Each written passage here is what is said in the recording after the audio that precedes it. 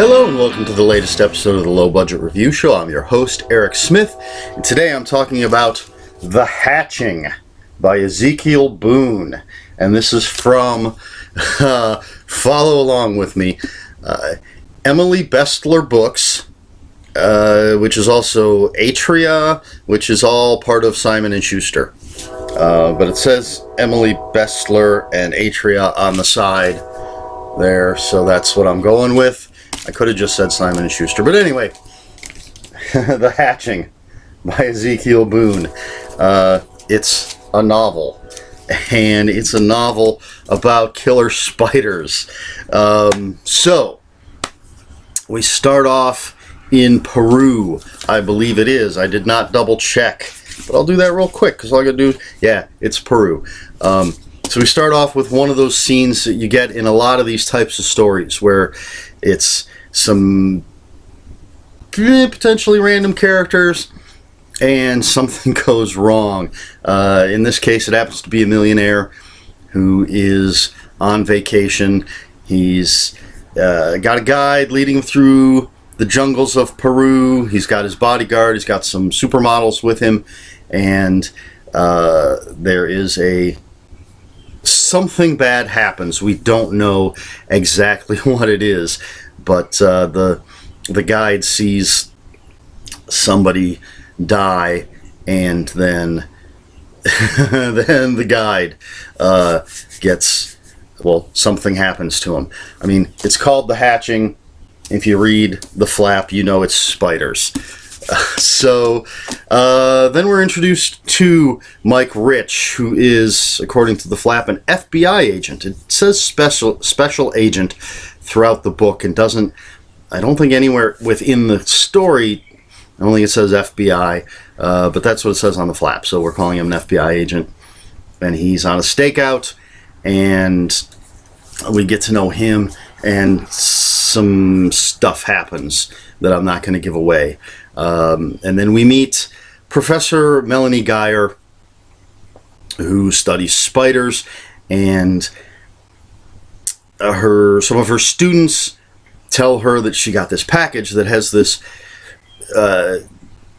calcified, fossilized spider egg that's thousands of years old, but still seems like it's going to hatch. And interspersed with all this, we have scenes from different places in the world as these bizarre things start happening, and eventually, of course, it's going to build and build, and we learn that it's spiders. I'm not giving anything away there. So, this is... how do I put this? The story jumps around a lot, and not in any type of confusing way. But as I said, we start in Peru, then we go to Minnesota, where we meet Mike Rich, then we jump to someplace else, we jump to China, and we jump to India, and we jump to the White House, and we jump to Professor Melanie Geyer, and we meet a bunch of different characters. Some are not that important, almost cannon fodder. But then we also have the main characters. We meet the president and her, I think he's chief of staff. Her advisor is Melanie Geyer's ex-husband. And we meet my favorite characters, Gordo and Amy, and some of their friends. They're in Desolation, California. And they're doomsday preppers, but not... like the over-the-top crazy kind. They don't think that, the government is out to get them. They don't think, they don't believe in any of these crazy conspiracy type things. They just think they need to be prepared because something could happen. But I absolutely love those characters. We meet Kim Bach, who's a Marine. Kim Bach, who is a Marine, and we see she's in training, and then something's going on, so they get called into active duty. I mean, they're active duty, but they get called for a mission, an assignment, whatever, and we follow her for a while, her and her group. Something else. Oh, and this is on the flap, so not really giving anything away. As we're seeing these things that are happening, we're meeting these people. China nukes itself. That's when Kim and her group get called up because China has dropped a nuke on themselves, and of course we know it's because of spiders. So this is a really fun creature feature story. I love creature features. I love killer animals. Killer spiders are always fun, and these aren't giant spiders. They're decent size, but they're just spiders, and they are killers. It's crazy.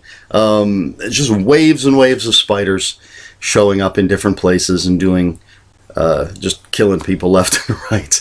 And the crux of the story is how our characters deal with it. They're trying to find a way to stop them. They're trying to find, well, at first, of course, they're trying to find what's going on.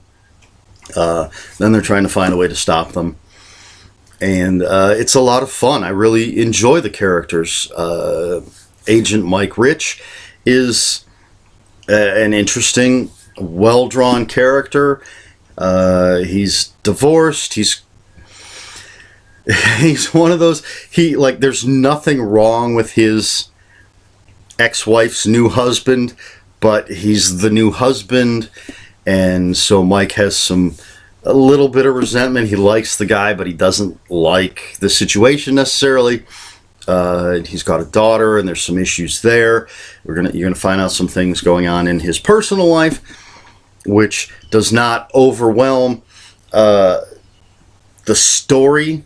I like personal life stuff, but this isn't soap opera-y. Soap opera-y? It's not like a soap opera. It helps to flesh out the characters. The same with Professor Geyer. We learn about her divorce. We learn about subsequent relationships. And it just makes the characters more well-rounded while everything else is going on. And it flows naturally. It's not like... it's not a bump in the road when we get the personal stuff. It flows within the story. Ezekiel Boone, never heard of the guy before this came out, but the writing style is just fine. As I said, the story flows. The characters are really cool, really well written, which is important to me. Excuse me.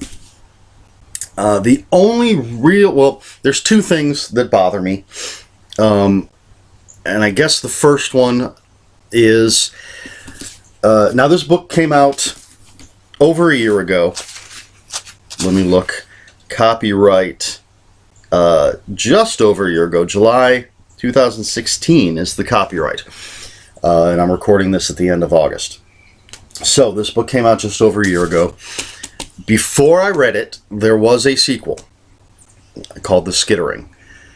The problem is, and it's just kind of a little problem, just something that kind of nags at me. Nowhere on this book, nowhere on the cover, back or front, nowhere on the flaps, does it say that this is the first book of at least two. I don't know if it's going to be an ongoing series kind of thing. Which normally wouldn't be a problem, except that the story does not end. And then the very last page, if you flip, right at the end, after you're done with the story, there's a page that just says, "Leave the lights on, Skitter is coming." Oh, it's called Skitter. I think I said The Skittering. So it was just weird to get to the end of the book and it doesn't end. And I didn't know. Well, I knew because the book was already out. The sequel was already out by the time I read this. But for those who don't know, there's a sequel. There's a sequel, and you're going to have to read it because this story doesn't end. And I'm definitely going to pick it up and read it. I actually haven't picked it up yet. Because it is a good story, and I want to know what happens.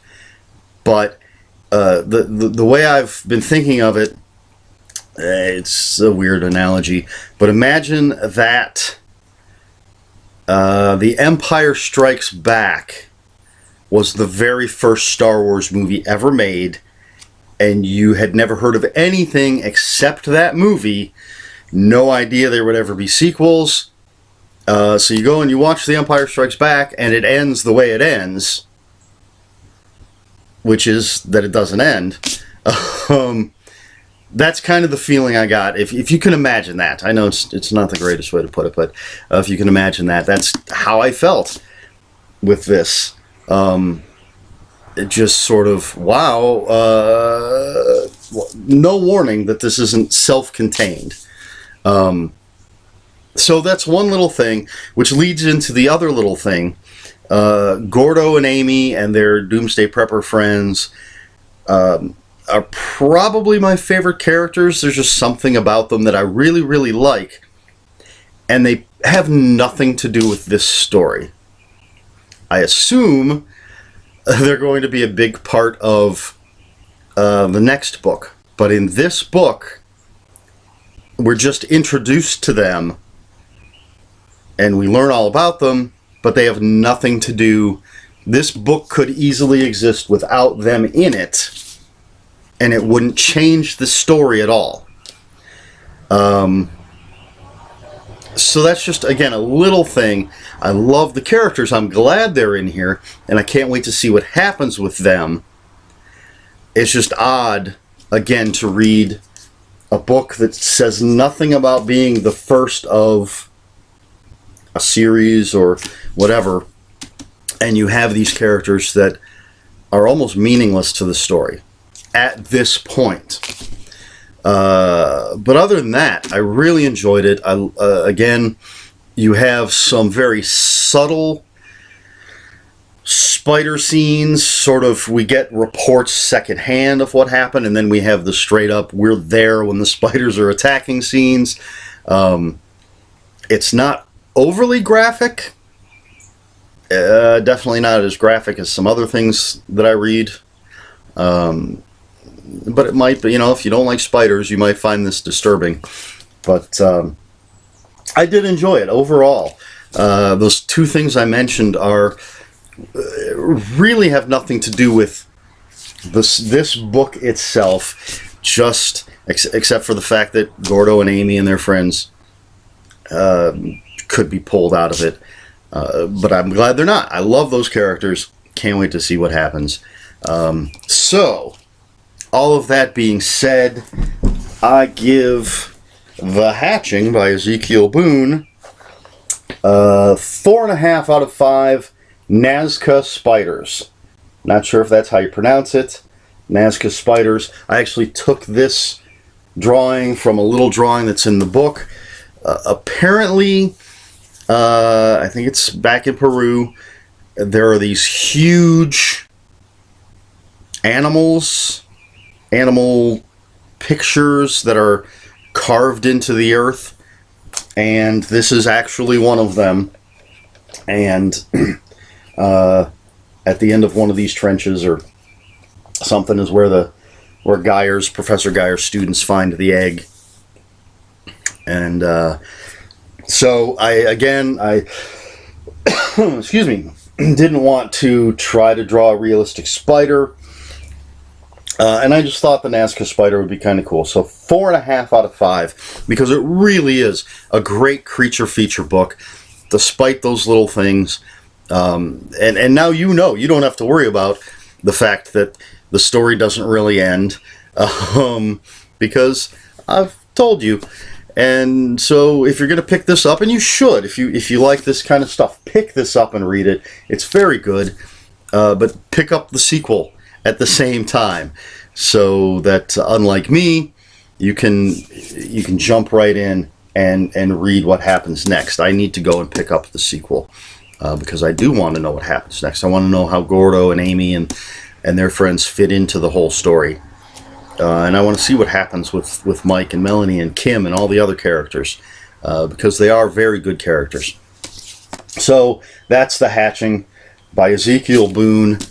Definitely recommend it. Great creature feature. I could see this as a movie. So, okay, I will have links for this, and you know what? I'm going to throw in a link for the sequel as well. So if you're shopping online, you can pick them both up at the same time. Although, you know, if you're on Amazon and you click on this, it's going to bring up the sequel as well. But anyway, so links in the description below for this book. And if you have any comments, questions, or corrections, please put them in the comments below. Comments are open for spoilers. Just post a spoiler warning. And please like, share, and subscribe. So this has been the Low Budget Review Show. I have been Eric Smith, and until next time, read more books.